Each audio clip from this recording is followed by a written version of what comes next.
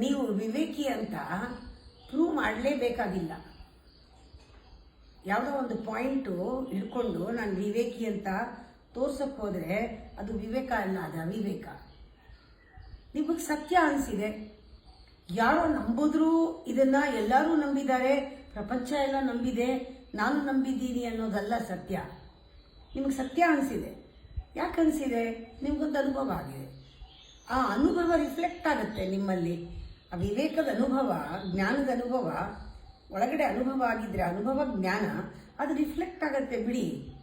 ಅವಾಗ ನೀವು ತೋರಿಸ್ಕೋಬೇಕಾಗಿಲ್ಲ. ಇವಾಗ ನೀವು ಕೆಲಸ ಮಾಡೋದು ಬೇಕಾಗಿರೋದು ಎಲ್ಲರೂ ಪ್ರೂವ್ ಮಾಡೋಕ್ಕೆ ಅಥವಾ ಎಲ್ಲರಿಗೂ ಗೊತ್ತಾಗಲಿ ನಾನು ಏನು ಅಂತ ಅನ್ನೋದಲ್ಲ.